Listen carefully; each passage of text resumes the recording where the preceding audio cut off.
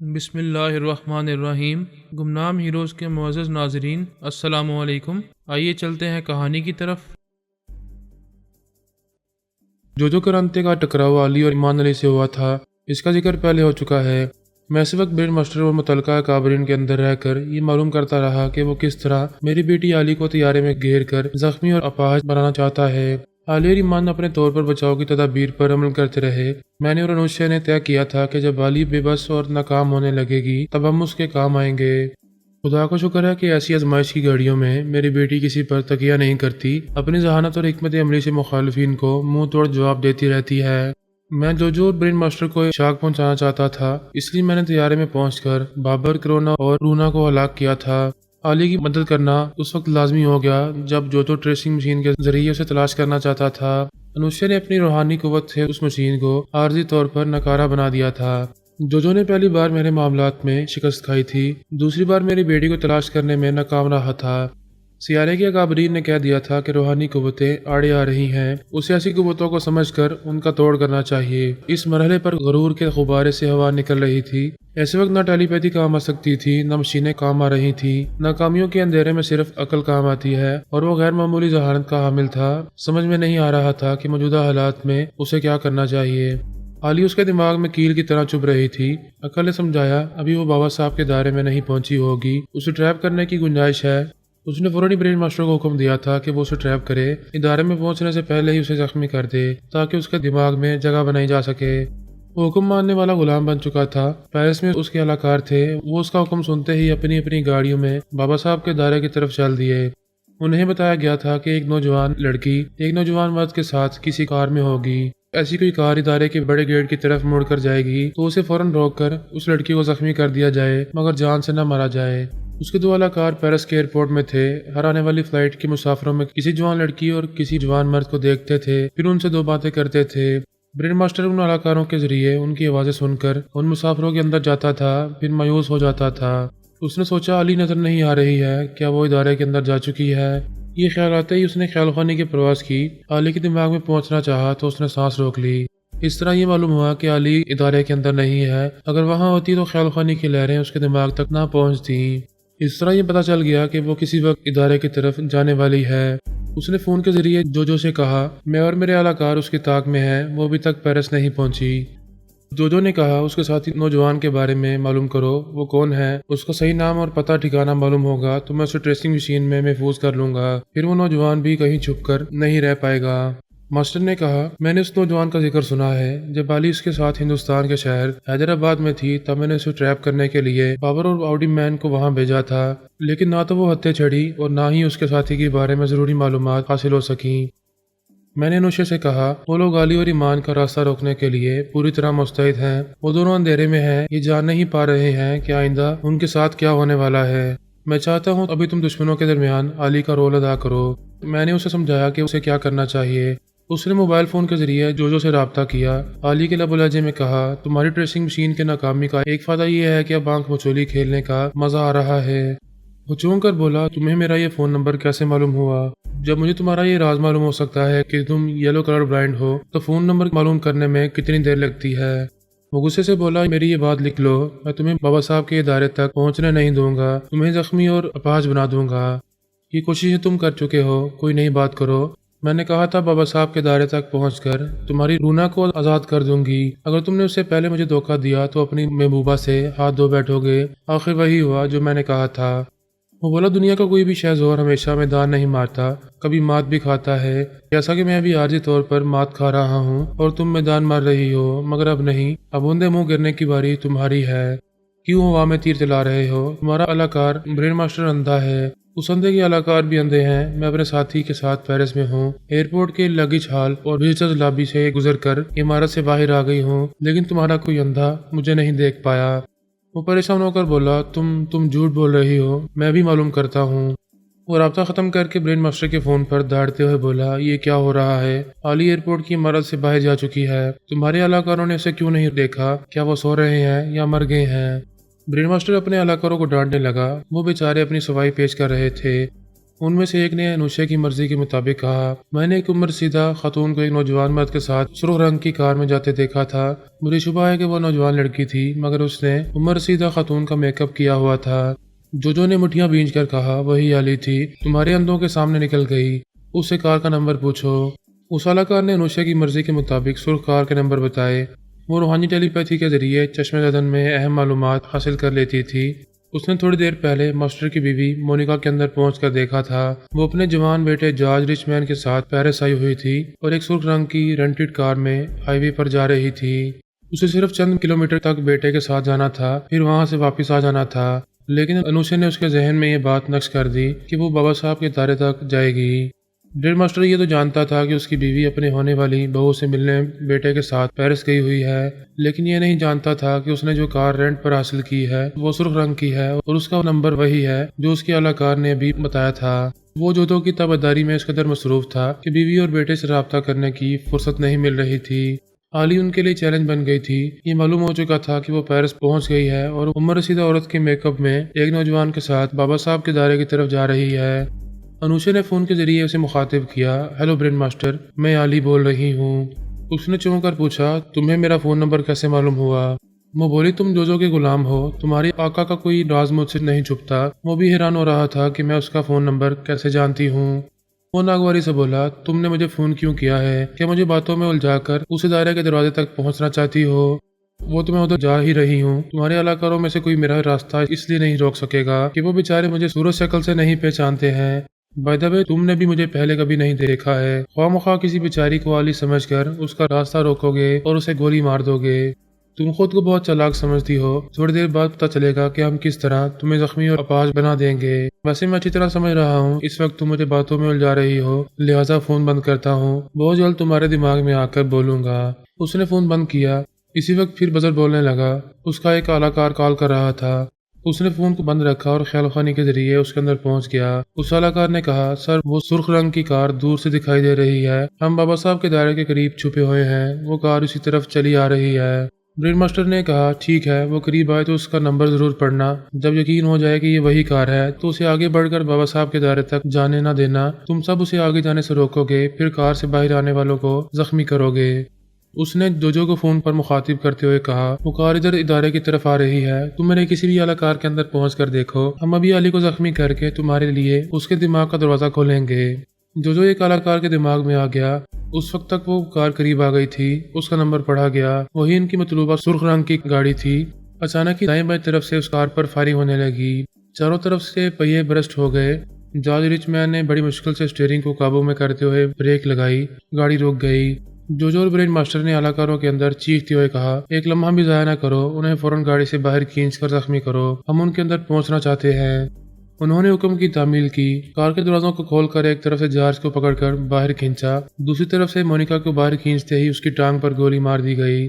George rich مین کو بھی گولی مار کر زخمی کر دیا گیا۔ مونیکا تکلیف کی شدت سے چیختے ہوئے کہنے لگی، ہمیں گولی نہ مارو، ہمارے پاس جتنی بھی رقم ہے وہ لے لو، خدا سے ڈرو، جو جیسا کرتا ہے ویسا برتا ہے، خدا نے چاہا تو تمہارے ساتھ بھی ایسا ہی ہوگا۔ اور ایسا ہی ہو رہا تھا۔ برین ماسٹر اپنے اعلی کار کے ذریعے مونیکا کی آواز سن کر چونک گیا۔ اس کے اندر پہنچ کر دیکھا تو ایک دم سے لرز گیا۔ یہ جانتا تھا کہ ماں کے ساتھ بیٹا بھی ہے۔ وہ فوری خیال خوانی کے ذریعے بیٹے کے دماغ میں پہنچا تو پتہ چلا کہ وہ گولی کھا کر زمین پر پڑا ہوا ہے۔ وہ صدمے کی شدت سے چیخنے لگا، اعلی کاروں سے کہنے لگا، یہ میری بیوی ہے، وہ میرا بیٹا ہے، ہم دھوکہ کھا گئے ہیں، انہیں فوراً کسی اسپتال میں لے جاؤ۔ پھر اس نے فون پر جوجو سے کہا، یہ کیا ہو رہا ہے؟ میں تمہارا تابع دار بن کر سراسر نقصان اٹھا رہا ہوں، تمہارا کام کرتے ہوئے میرا سب سے اہم اعلی کار بابر مارا گیا، اب میری بیوی اور بیٹے کو گولی ماری گئی ہے، یہ سب ہمارے ہی حکم سے ہوا ہے، ان حالات میں صرف مجھے ہی نہیں تمہیں بھی شرم سے ڈوب مرنا چاہیے۔ جوجو نے گرجتے ہوئے کہا، بکواس مت کرو، مجھے سمجھنے دو کہ یہ کیا ہو گیا ہے۔ جوجو نے فون بند کر دیا، اس کا سر چکرا رہا تھا، وہ اپنی ریوالونگ چیئر پر بیٹھ گیا۔ یہ بات دماغ میں ہتھوڑے کی طرح لگ رہی تھی کہ وہ میرے مقابلے میں مسلسل شکست کھا رہا ہے۔ ان لمحات میں سوچ رہا تھا، یہ کیسا دشمن ہے، پہلے سمجھ میں نہیں آتا کیا کرنے والا ہے، اور جب کر گزرتا ہے تو وہ بات بالکل ہی توقع کے خلاف ہوتی ہے۔ میں نے فون کے ذریعے رابطہ کیا، وہ فون اٹینڈ نہیں کرنا چاہتا تھا، بری طرح جھنجھلایا ہوا تھا۔ اس نے اسکرین پر نمبر پڑھے تو وہ نئے نمبر تھے، اب سے پہلے اس نمبر سے کسی نے کال نہیں کی تھی۔ اس نے فون اٹھا کر کان سے لگاتے ہوئے تقریباً دھاڑتے ہوئے پوچھا، کون ہو تم، کیا کہنا چاہتے ہو؟ اور रिवॉल्विंग चेयर पर बैठा हुआ था। मेरी आवाज़ सुनते ही उछल कर खड़ा हो गया। मैंने कहा, तुमने तैयारे में मेरी आवाज़ सुनी थी, अब दूसरी बात सुन रहे हो। जब भी तुम पर क़यामत टूटेगी तुम्हें मेरी आवाज़ सुनाई देगी। बहुत जल्द ये दुनिया इतनी महंगी पड़ेगी कि अपनी सलामती के लिए यहाँ से भागने पर मजबूर हो जाओगे। वो बोला, यू शट अप, मेरी नाकामी के पीछे भी कामयाबी छुपी हुई है। मैं तुम्हें ढूंढ निकालना चाहता था मगर तुम अपनी खुफिया पनाहगाह से बाहर नहीं निकल रहे थे। मैंने तुम्हारी बेटी पर हमले शुरू किए तो अपने बिल से बाहर आने पर मजबूर हो गए। तुम मेरी हिकमत अमली क्या समझोगे? जरा देखते जाओ मैं करता क्या हूँ। मैंने कहा, कुछ नहीं कर पाओगे, सिर्फ डींगे मारते रहोगे। मैं तुम्हें चैलेंज करता हूँ, अपने बिल से बाहर निकल कर देखो। और तुम्हें तो निकलना ही पड़ेगा क्योंकि औरत के बगैर रह नहीं सकते। तुम्हारी औरत मेरे हाथों मारी गई है। इसके बाद दूसरी की तलाश में तुम्हें अपनी पनाहगाह से निकलना ही पड़ेगा। मैं इंतजार कर रहा हूँ। ये कहकर मैंने फोन बंद कर दिया। उधर मोनिका और जॉर्ज रिचमैन को करीबी अस्पताल में पहुंचाया गया था। ब्रेन मास्टर अपनी बीवी और बेटे के दिमाग में बारी बारी जा रहा था और उन्हें तसल्लियां दे रहा था। बेटे, हौसला करो, तुम्हारा बाप जिस्मानी तौर पर दूर होते हुए भी तुम्हारे करीब है, तुम्हारे अंदर है, तुम्हें कुछ नहीं होगा। फिर उसने बीवी के अंदर आकर कहा, मोनिका तुम हौसला करोगी तो बेटे को भी हौसला मिलेगा। मुझे इस बात का इत्मीनान है कि जख्म गहरे नहीं है, तुम दोनों जल्द ही चलने फिरने के काबिल हो जाओगे। जॉर्ज ने कहा, मुझे जख्म खाने का अफसोस नहीं है, लेकिन इस ख्याल से तकलीफ पहुंच रही है कि आप कितने पुरस्कार और शहज़ोर थे मगर अब कैसे झुकते और शिकस्त खाते जा रहे हैं। आपने जोजो के आगे घुटने टेक दिए लेकिन वो भी फरहाद के आगे मात खा रहा है। मोनिका ने मास्टर को मुखातिब करते हुए कहा, तुमने बताया है फरहाद की बेटी आली को ट्रैप करना चाहते थे। उसके धोखे में तुम्हारे आदमियों ने मुझे और जॉर्ज को गोली मार दी। ये बड़े दुख की बात है। तुम्हारे लिए इबरत का मुकाम है कि तुम फरहाद की बेटी को गोली मारना चाहते थे लेकिन वो गोली तुम्हारे बेटे को लगी, तुम्हारी बीवी को लगी। वो गुस्से से मुठ्ठियां भींचते हुए बोला, मैं इसकी बेटी को जिंदा नहीं छोड़ूंगा। मोनिका ने कहा, ये गुस्सा करने और झुंझलाने का वक्त नहीं है, समझने की कोशिश करो। वो लड़की हमारी दुश्मन ही सही लेकिन उसने एक अच्छा सबक सिखाया है। दूसरों के लिए गड्ढा खोदने वाले खुद उसमें गिरते हैं। तुम फिर इंतकाम लेने की बात कर रहे हो। ऐसा ना हो इस बार वो हमें जख्मी ना करे, जान से ही मार डाले, तब क्या करोगे? जॉर्ज ने कहा, हाँ पापा, आप तो हमारी सलामती के लिए बड़ी से बड़ी कुर्बानियां देते हैं। जब किसी दूसरी दुनिया से आने वाली अजीबोगरीब मखलूक के आगे झुक सकते हैं तो क्या फरहाद से दोस्ती नहीं कर सकते? उसकी दोस्ती से हमें यकीनन सलामती मिलेगी। उसने कहा, बेटे तुम टेलीपैथी की दुनिया की सियासत को नहीं समझ रहे हो। फरहाद से हमारी दोस्ती हो ही नहीं सकती। मोनिका ने कहा, क्यों नहीं हो सकती? मुसूवर को मुंह रखने वाला जो यहाँ आते ही हम इंसानों से दुश्मनी कर रहा है तो उससे तुम्हारी दोस्ती हो जाती है। और मोहब्बत करने वाले फरहाद से दोस्ती नहीं करना चाहते। हमारी बेटी है ना, फरहाद के बारे में बहुत कुछ जानती है। मेरे सामने अक्सर उसका जिक्र करती रही है। अपने बेटे की बात पर भी गौर करो। दुश्मनी का ख्याल दिल से निकाल कर फरहाद से दोस्ती करके देखो। मेरा दिल कहता है उससे दोस्ती होगी तो हम हमेशा खैर खैरियत से जिंदगी गुजारते रहेंगे। ऐसे वक्त अनुष्या मास्टर के अंदर थी। उसकी बीवी और बेटे की बातें सुन रही थी। उसने उसे आली के लबो लहजे में मुखातिब किया, हेलो ब्रेन मास्टर, मेरी आवाज़ पहचान रही हो? वो अपने अंदर आली की आवाज़ सुनते ही एकदम से उछलकर खड़ा हो गया। योगा की महारत का मुजाहरा करते हुए सांस रोककर उसे भगाने की कोशिश करने लगा लेकिन रूहानी टेलीपैथी की लहरें उसके अमल से मुतासर नहीं हो रही थी। अनुष्या उसे सांसें रोकने के सिलसिले में बहुत ही कमजोर सी कोशिशें करने का मौका दे रही थी। वो झुंझुलाकर बोला, तुम मेरे दिमाग में कैसे आ गई? अनुष्या ने कहा, तुम्हारे दिमाग में आने वाली मैं पहली नहीं हूँ, मुझसे पहले जो तुम्हारे अंदर आ चुका है।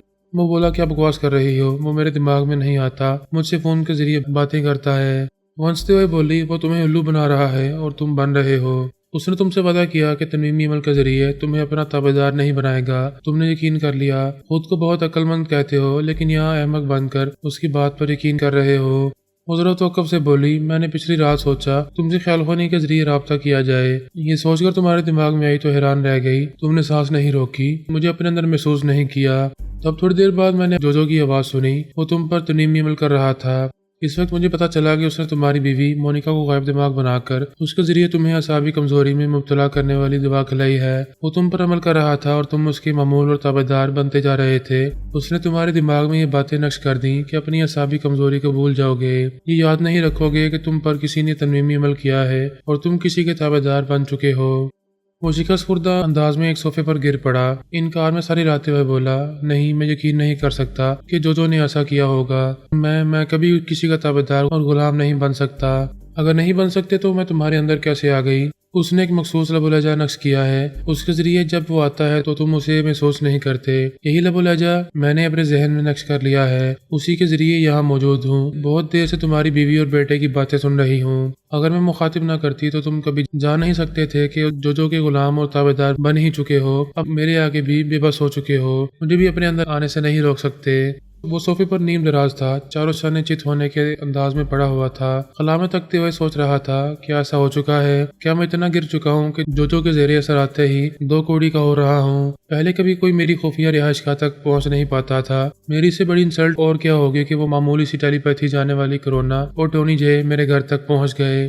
وہ سوچ رہا تھا، انگلی پکڑنے والے پہنچے تک پہنچ جاتے ہیں۔ جو نے بھی یہی کیا، میری غفلت سے فائدہ اٹھا کر مجھے اپنا معمول اور تابع دار بنا لیا۔ اس کی وجہ سے فرحات کی بیٹی میرے اندر پہنچ گئی ہے۔ وہ اٹھ کر بیٹھ گیا، سوچنے لگا، یہ جو بڑی مکاری دکھا رہا ہے، مجھے در پردہ اپنا معمول اور غلام بنا کر بظاہر فون کے ذریعے باتیں کرتا رہتا ہے۔ یہ تاثر دیتا ہے کہ اپنی زبان پر قائم ہے، اس نے مجھے اپنا معمول نہیں بنایا ہے۔ اس نے چونک کر سوچا، اوہ میں تو علی کو بھول ہی گیا تھا، یہ میرے اندر موجود ہے۔ وہ خلا میں تکتا ہوا اسے اپنے اندر محسوس کرنے کی کوشش کرنے لگا۔ دماغ کے اندر خاموشی تھی، کوئی ہلکی سی آہٹ بھی سنائی نہیں دے رہی تھی۔ اس نے پوچھا، علی کیا تم موجود ہو؟ اسے کوئی جواب نہ ملا۔ وہ تھوڑی دیر تک انتظار کرتا رہا، پھر یقین ہو گیا کہ وہ جا چکی ہے۔ اس نے غصے سے خیال خوانی کی پرواز کرتے ہوئے جو کے اندر پہنچنا چاہا۔ اس نے سانس روک لی، پھر فون پر رابطہ کرتے ہوئے کہا، یو نان سینس چیٹر، تم نے مجھے بہت بڑا دھوکہ دیا ہے، میں تم پر لعنت بھیجتا ہوں۔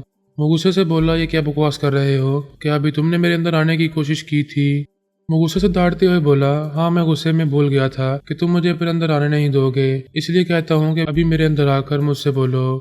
کیا میں آؤں گا تو تم سانس نہیں روکو گے؟ بننے کی کوشش نہ کرو، تم نے مجھے دھوکہ دیا ہے۔ مونیکا کے ذریعے اعصابی کمزوری میں مبتلا کر کے مجھ پر تنویمی عمل کیا ہے اور اپنا معمول اور تابع دار بنا لیا ہے۔ جو نے کہا، معلوم ہوتا ہے بیوی اور بیٹے کو گولی لگنے کے باعث تمہارا دماغ الٹ گیا ہے، تبھی ایسی الٹی سیدھی باتیں کر رہے ہو۔ میں تمہارا ہمدرد اور خیر خواہ ہوں اور تم مجھے اپنا دشمن سمجھ رہے ہو۔ باتیں نہ کرو، میرے اندر آؤ۔ انوشا خاموشی سے اس کے اندر موجود تھی۔ اگر وہ وہاں سے چلی جاتی تو برین ماسٹر جو کو اپنے اندر محسوس کر لیتا، اور وہ ایسا نہیں چاہتی تھی۔ چند لمحوں کے بعد ہی برین ماسٹر کے اندر جو کی آواز سنائی دی، میں آ گیا ہوں، تمہارے خیالات پڑھ رہا ہوں۔ وہ جھنجھلا کر بولا، ابھی میرے خیالات نہ پڑھو، مجھے یہ بتاؤ تم اپنی زبان سے کیوں پھر گئے؟ تم نے کہا تھا مجھ پر تنویمی عمل نہیں کرو گے، اس عمل کے ذریعے مجھے اپنا معمول نہیں بناؤ گے، اور میں نے وعدہ کیا تھا اس احسان کے بدلے ہمیشہ تمہارا تابع دار بن کر رہوں گا۔ میں اپنا وعدہ پورا کر رہا ہوں۔ تمہارے تابع داری کے باعث میں نے بابر جیسا ٹیلی پیتھی جاننے والا ہمیشہ کے لیے کھو دیا۔ تمہاری وجہ سے میری بیوی اور بیٹے کو گولی ماری گئی، اور تم نے اس کا سلا یہ دیا کہ دھوکے سے مجھے اپنا معمول اور تابع دار بنا لیا۔ میں نے ایسا کچھ نہیں کیا ہے، تم خواہ بکواس کر رہے ہو، تمہارے چور خیالات بتا رہے ہیں۔ تھوڑی دیر پہلے علی تمہارے پاس آئی تھی، وہ میرے خلاف بول رہی تھی۔ بے شک وہ تمہارے خلاف تھی، مگر سچ بول رہی تھی۔ جب تم مجھے اعصابی کمزوری میں مبتلا کر کے مجھ پر تنویمی عمل کر رہے تھے تو وہ میرے اندر پہنچ گئی تھی، تمہیں تنویمی عمل کرتے سنتی رہی تھی۔ تم نے میرے ذہن میں جو مخصوص لب و لہجہ نقش کیا ہے اسے اس نے بھی اچھی طرح یاد کر لیا ہے۔ جس طرح تم میرے اندر آتے ہو اور میں تمہیں محسوس نہیں کر پاتا، اسی طرح اب اس کی سوچ کی لہروں کو بھی محسوس نہیں کر پاتا ہوں۔ تم نے مجھے دشمن کی بیٹی کے قدموں تلے پہنچا دیا ہے، وہ جب چاہے گی مجھے ٹھوکروں سے اڑاتی رہے گی۔ تم میری بات کو یقین نہیں کرو گے، وہ تمہیں میرے خلاف بہکا رہی ہے، ہمارے درمیان پھوٹ ڈالنا چاہتی ہے، اس اتحاد کو ختم کر دینا چاہتی ہے۔ اگر وہ ایسا چاہتی ہے تو تم مجھے صرف ایک بات کا جواب دو، تم میرے دماغ میں کیسے چلے آتے ہو جبکہ میں یوگا کا ماہر ہوں؟ کبھی کوئی ٹیلی پیتھی جاننے والا میرے اندر نہیں آ سکا، تم کیسے آ جاتے ہو؟ تمہاری وجہ سے وہ بھی میرے اندر آ کر بولنے لگی ہے، اب تو میری نیندیں اڑ جائیں گی، کھانا پینا سونا جاگنا سب ہی حرام ہو جائے گا، تم مجھ سے ایسی دشمنی کیوں کر رہے ہو؟ وہ بولا، تم بکواس کرتے رہو، میں اچھی طرح سمجھ گیا ہوں، بیوی اور بیٹی کو گولی لگنے کے بعد تم ذہنی طور سے ایب نارمل ہو گئے ہو، یہ سمجھنے سے قاصر ہو کہ روحانی قوت میرے راستے کی رکاوٹ بن رہی ہے، وہی تمہارے پیچھے بھی پڑ گئی ہے۔ آج تک کسی روحانی قوت نے مجھے کبھی نقصان نہیں پہنچایا، کیا تمہارے آتے ہی وہ مجھ سے بھی دشمنی کرنے لگے گی؟ بے شک یہی ہو رہا ہے، سمجھنے کی کوشش کرو، تم نے مجھے اتحاد کیا ہے، ان کے خلاف میرے کام آ رہے ہو، اس لیے وہ روحانی قوتیں تمہارے خلاف ہو گئی ہیں۔ وہ جھنجھلا کر بولا، میری سمجھ میں نہیں آتا اس وقت مجھے کیا سوچنا چاہیے، کیا سمجھنا چاہیے، اور گاڈ سے ایک میرے اندر سے چلے جاؤ، میں تنہائی چاہتا ہوں۔ ایسے وقت علی کی آواز سنائی دی۔ انوسے اس کے لب و لہجے میں کہہ رہی تھی، برین ماسٹر تم نادان نہیں ہو، جو جیسے شاطر کو سمجھنے کی کوشش نہیں کرو گے تو اسی طرح اوندھے منہ گرتے رہو گے۔ پھر اس نے جو کو مخاطب کیا، ہائے جو تم مجھے پکڑنے، مجھے زخمی کرنے اور اپنے زیر اثر لانے کے لیے جنوبی افریقہ سے دوڑتے آ رہے ہو۔ تم نے دیکھ لیا کہ بابا صاحب کے دروازے پر کیا ہوا۔ جس نے میرے لیے گڑھا کھودا وہ خود اس میں گر رہا ہے، بیوی بچوں کو نقصان پہنچا چکا ہے، تمہارا غلام بن چکا ہے، تمہاری مکاری کی داد دینی چاہیے، اس بیچارے کو خوب الو بنا رہے ہو۔ جو نے ایک دم سے بفر کر کہا، یو شٹ اپ، تم اسے میرے خلاف بھڑکا رہی ہو۔ وہ بولی، اس کو چھوڑو، میری بات کرو، اب مجھے کیسے گرفتار کرو گے؟ میرا ہیلی کاپٹر اس وقت بابا صاحب کے ادارے کے ہیلی پیڈ پر اتر رہا ہے، میں ادارے میں پہنچ چکی ہوں، اپنے دماغ کے دروازے کھول دیے ہیں، تم سب کو دعوت دیتی ہوں جو خیال خوانی کے ذریعے آنا چاہے چلا آئے۔ پھر اس نے ماسٹر سے کہا، جاتے جاتے تم سے یہ کہنا چاہتی ہوں کہ تم اپنا سڑا گلا مقدر خود اپنے ہاتھوں سے لکھ رہے ہو اور اپنے ہی ہاتھوں سے اپنی بیوی بیٹے کی تباہی بھی لکھتے جا رہے ہو۔ اگر کبھی اس خبیث جو سے نجات حاصل کرنا چاہو تو میرے پاپا کو یاد کر لینا، تمہاری مشکل آسان ہو جائے گی۔